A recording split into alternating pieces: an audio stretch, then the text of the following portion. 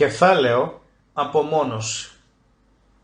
Αλλά υπάρχει ένα ακόμη βήμα το οποίο οι υποτιθέμενοι ηγέτες του ολοκληρωτισμού μπορούν να κάνουν για να αυξήσουν την ψύχωση του ολοκληρωτισμού. Να απομονώσουν τα θύματα και να διακόψουν φυσιολογικές κοινωνικές αλληλεπιδράσεις. Ένα άτομο απομονωμένο, χωρίς φυσιολογικές αλληλεπιδράσεις με φίλους, συγγενείς και συναδέλφους για διάφορους λόγους, γίνεται πολύ πιο δεκτικό στην παρέστηση. Καταρχάς, χάνει την επαφή με τη διορθωτική δύναμη του θετικού παραδειγματισμού. Επειδή δεν εξαπατώνται όλοι από τους μηχανισμούς της άρχουσας ελίτ, τα άτομα που διακρίνουν την προπαγάνδα μπορούν να βοηθήσουν τους υπόλοιπους να απελευθερωθούν από την νοοκτονική επίθεση. Ωστόσο, αν επιβληθεί απομόνωση, ελαττώνεται σημαντικά η ισχύς αυτών των θετικών παραδειγμάτων. Ένας άλλος όμως λόγος που η απομόνωση αυξάνει τη δραστικότητα της νοοκτονίας είναι ότι, όπως και πολλά άλλα είδη ζωντανών οργανισμών, οι άνθρωποι προσαρμόζονται ευκολότερα σε νέα μοτίβα σκέψης και συμπεριφοράς όταν απομονωθούν. Όπως εξηγεί ο Μέρλο σχετικά με τη φυσιολογία της εργασίας του Παυλόφ πάνω στην προσαρμογή συμπεριφοράς, ο Παυλόφ έκανε άλλη μια σημαντική ανακάλυψη. Τα εξαρτημένα αντανακλαστικά μπορούν να αναπτυχθούν εξαιρετικά εύκολα σε ένα ήσυχο εργαστήριο με ελάχιστα ερεθίσματα. Αυτό το γνωρίζει κάθε εκπαιδευτής ζώων από προσωπική του εμπειρία. Η απομόνωση και η επανέκθεση του ασθενού σε ερεθίσματα είναι απαραίτητα για την εξημέρωση. Οι προωθητές του ολοκληρωτισμού ακολουθούν αυτόν τον κανόνα. Γνωρίζουν πώς μπορούν να πειθαρχήσουν τα πολιτικά τους θύματα ταχύτατα εάν αυτά κρατούνται σε απομόνωση. The rape of the mind, ο βιασμός του μυαλού.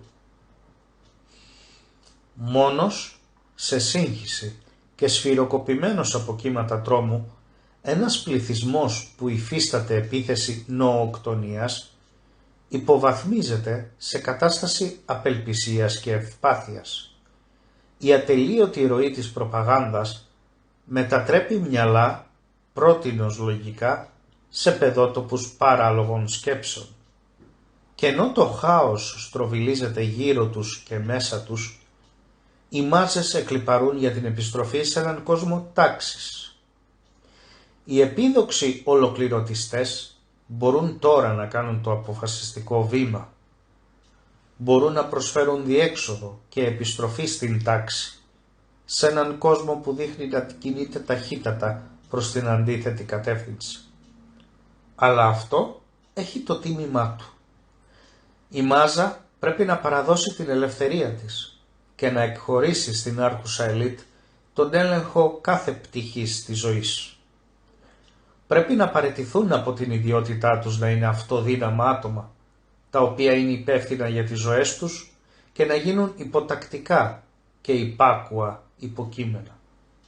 Με άλλα λόγια, η μάζα πρέπει να κατρακυλήσει στις πλάνες της ψύχωσης του ολοκληρωτισμού. Τα συστήματα του ολοκληρωτισμού του 20ου αιώνα παρουσιάζουν ένα είδος μαζικής ψύχωσης. Είτε βαθμιαία είτε απότομα, η λογική και η ανθρώπινη αξιοπρέπεια δεν είναι πλέον εφικτές σε ένα τέτοιο σύστημα. Υπάρχει μόνο μία διάχυτη ατμόσφαιρα τρόμου και μια προβολή του εχθρού που κατά φαντασία βρίσκεται ανάμεσά μας. Έτσι, η κοινωνία στρέφεται εναντίον του εαυτού της υπό την προτροπή της εξουσίας. Αλλά η τάξη ενός κόσμου ολοκληρωτισμού είναι μια παθολογική τάξη. Με την επιβολή αυστηρής συμμόρφωσης και την απέτηση τυφλής υπακοής από τους πολίτες, ο ολοκληρωτισμός αφαιρεί τον αυθορμητισμό των ανθρώπων, ο οποίος παράγει πολλές από τις χαρές της ζωής και τη δημιουργικότητα που οδηγεί την κοινωνία στην εξέλιξη. Ο απόλυτος έλεγχος αυτού του είδους διακυβέρνησης ανεξάρτητα από το πώς ονομάζεται, είτε ασκείται από επιστήμονες και ιατρούς, πολιτικούς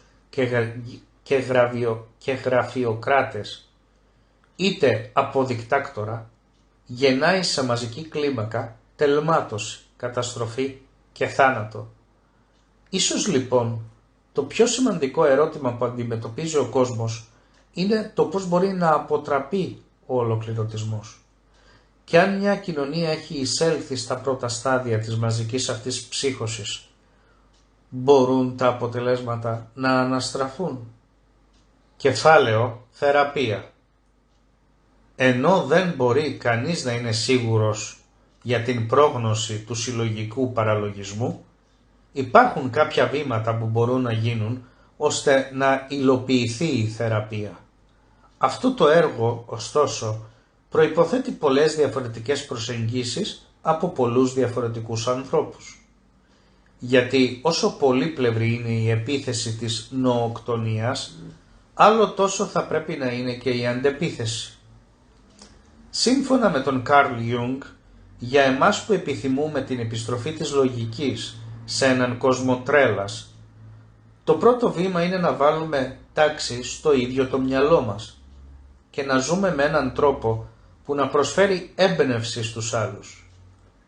Υπάρχει λόγος που η εποχή μας κραυγάζει για μια προσωπικότητα λυτρωτή, για αυτόν τον έναν που μπορεί να απελευθερωθεί από την αρπαγή της λογικής ψύχωσης και να σώσει τουλάχιστον τη δική του ψυχή, που θα σταθεί φάρος ελπίδας για άλλους, διακηρύσσοντας πως εδώ υπάρχει τουλάχιστον ένας άνθρωπος που κατάφερε να απαλλάξει τον εαυτό του από τη μοιραία ταυτότητα του συλλογικού ψυχισμού. Αλλά ακόμη και αν υποθέσουμε πως κάποιος ζει ελεύθερος από την αρπαγή της ψύχωσης, υπάρχουν και άλλα βήματα που πρέπει να γίνουν. Κατά πρώτον, πληροφορίες που αντισταθμίζουν την προπαγάνδα θα πρέπει να διαδοθούν ή δυνατόν παντού, γιατί η αλήθεια είναι πιο ισχυρή από τα μυθεύματα και τα ψέματα που πλασάρουν οι επίδοξοι ηγέτες ολοκληρωτισμού. Κι έτσι, η επιτυχία τους εν μέρει εξαρτάται από την ικανότητά τους να ελέγχουν την ελεύθερη ροή πληροφορίας. Μια άλλη τακτική είναι να χρησιμοποιούν γελιοποίηση και αστεία, ώστε να επιδείξουν ως μη νόμιμη την άρχουσα τάξη. Ή, όπως εξηγεί ο Μέρλο, πρέπει να μάθουμε να αντιμετωπίζουμε τους δημαγωγούς και επίδοξους δικτάκτορες ανάμεσά μας με το όπλο της γελιοποίησης. Ο ίδιος ο δημαγωγός είναι σχεδόν ανίκανος για οποιαδήποτε είδος χιούμορ. Αν τον αντιμετωπίσουμε με χιούμορ, θα αρχίσει να καταραίει. Μια τακτική που πρότεινε ο Βάκλαβ Χάβελ, ένας πολιτικός αντιφρονών κάτω από τη σοβιετική κομμουνιστική εξουσία, ο οποίος αργότερα είναι πρόεδρος της Τσεχοσλοβακίας, είναι η κατασκευή αυτών που ονομάζονται παράλληλες δομές. Παράλληλη δομή είναι οποιαδήποτε μορφή οργανισμού, επιχείρησης, ιδρύματος, τεχνολογίας ή δημιουργικής ενασχόλησης που υφίσταται υλικά μέσα σε κοινωνία ολοκληρωτισμού, αλλά ηθικά βρίσκεται εκτός. Στην κομμουνιστική Τσεχοσλοβακία, ο Χάβελ παρατήρησε πως οι παράλληλες δομές ήταν πιο αποτελεσματικές από την πολιτική δράση στη μάχη του ολοκληρωτισμού. Επιπλέον, όταν δημιουργηθούν επαρκείς παράλληλες δομές, μια δεύτερη δομή ή αλλιώς μια παράλληλη κοινωνία σχηματίζεται αυθόρμητα και λειτουργεί σαν θύλακας ελευθερίας και σοφροσύνης μέσα σε έναν κόσμο ολοκληρωτισμού. Ή, όπως εξηγεί ο Χάβελ στο βιβλίο του «Η δύναμη των αδύναμων», τι άλλο είναι οι παράλληλες δομές παρά μια περιοχή που μπορεί να βιωθεί μια διαφορετική ζωή.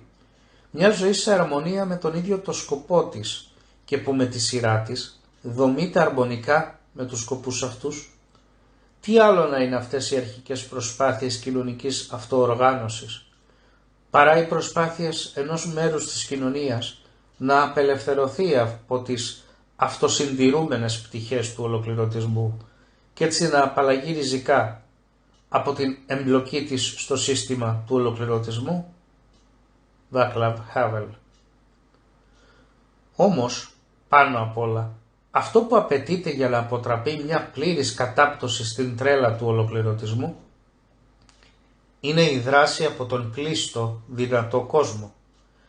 Γιατί όπως και η άρχουσα τάξη δεν κάθεται παθητικά στη θέση της και αντιθέτως κάνει εσκεμμένα βήματα για να ενισχύσει τη δύναμή της, παρομοίως θα πρέπει να γίνει μια δραστική και στοχευμένη προσπάθεια για να επιστρέψει ο κόσμος ξανά στην κατεύθυνση της ελευθερίας. Αυτό μπορεί να αποτελέσει τεράστια πρόκληση σε έναν κόσμο που καθίσταται θύραμα στις αυταπάτες του ολοκληρωτισμού. Αλλά όπως σημείωσε και ο Τόμας Paine, η τυραννία, όπως και η κόλαση, δεν κατατροπώνονται εύκολα. Ωστόσο έχουμε την παρηγοριά αυτή, ότι όσο σκληρότερη η σύγκρουση, τόσο πιο ένδοξος ο θρίαμβος. Τόμας Paine, American Crisis.